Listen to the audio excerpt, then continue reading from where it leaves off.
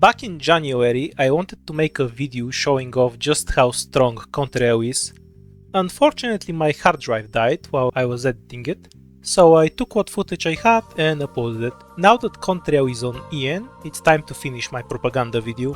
When I first saw her drone blocking gimmick, I thought she would be incredibly niche and only useful for cheesing some drone bosses. Oh, how wrong I was. Instead, she turned out to be one of the most flexible 4-stars in the game, and is effective far past her anti-drone niche. First, I'll explain how the Kevin archetype works, and demonstrate some odd interactions I've seen with it.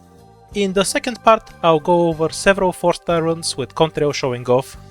I truly believe this is one of the most busted archetypes HG has ever made, and I doubt they can sandbag hard enough to make the 6-star not broken.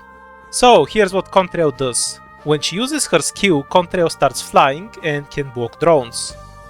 I can't say blocking drones is useless, new tech is always good, but drones that are worth blocking don't come up all that often. Especially because Contrail's skill can attack 3 drones at once, so she absolutely deletes most drones anyway.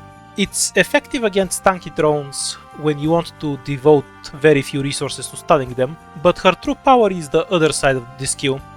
When Contrail is in the air, she can only be targeted by flying enemies. This includes low covering, to be clear. She can sit in a bunch of enemies that would one-shot her otherwise and be completely safe.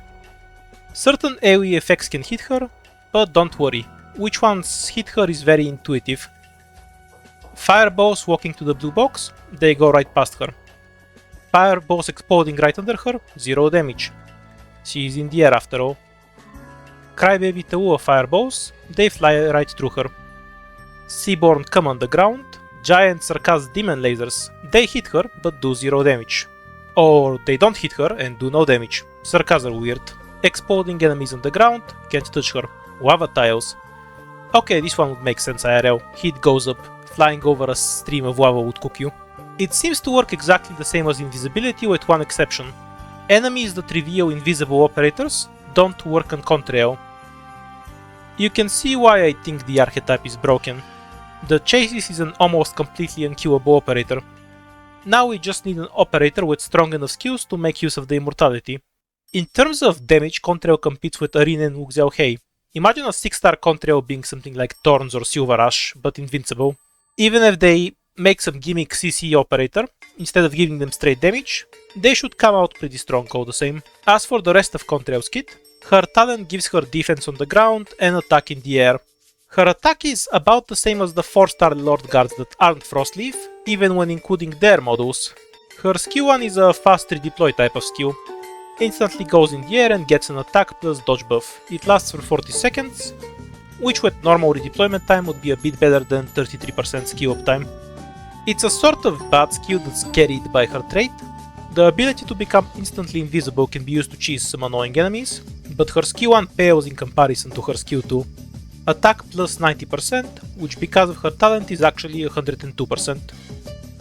Attacks to enemies, plus an additional third attack just for drones. Any drone she hits is slowed for longer than her attack interval.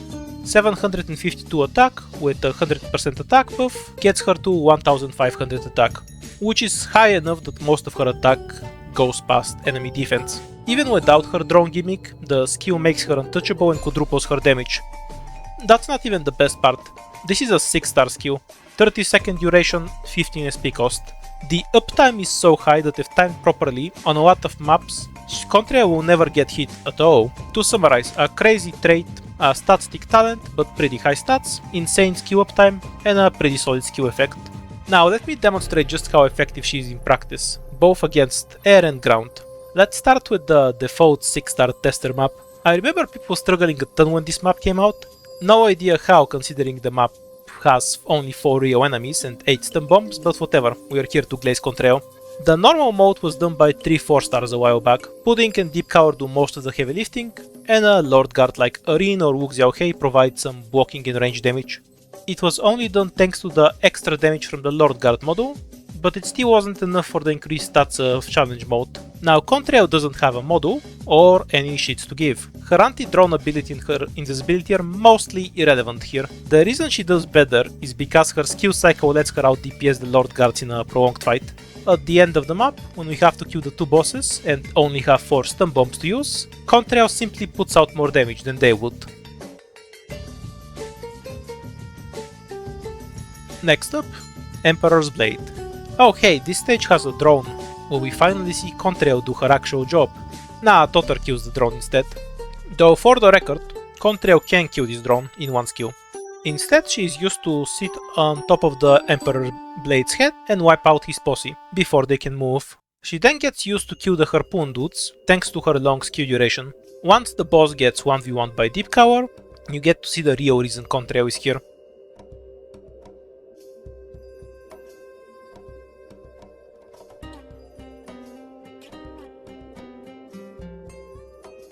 The Emperor's Blade casts smoke on the operator that did the most damage to him, and prefers to target ones that aren't already in the smoke. But Contrail is invisible, so she isn't a valid smoke target. This lets us place smoke around the map while Totter and Contrail kill the boss. That smoke is then used to stow the elite harpoons, which to my surprise, Contrail still kills in one skill cycle. Finally, let's fight some drones so we can show off her full kit.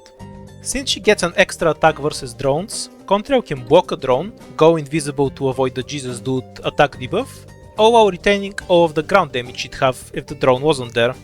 Heals Jesus, helps Deep Cover clear trash, all while fighting the drones. She just does so many things at once. Back in CC3 we had those floating chalices sitting on a lane of explosive spiders and a bunch of other AoE.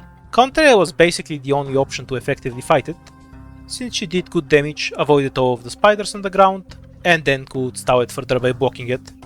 Contrail is at her absolute best when fighting against drones, but what I wanted to show off most was how strong she was even when the drone part of her kit isn't relevant. The combination of invisibility, no block, good SP, and high damage makes her far more flexible than she has any right to be. The 5-star Kevin we're getting soon seems to be a side grade to Contrail at best, maybe stronger in certain circumstances. Given that, I'm wondering how the 6-star will turn out.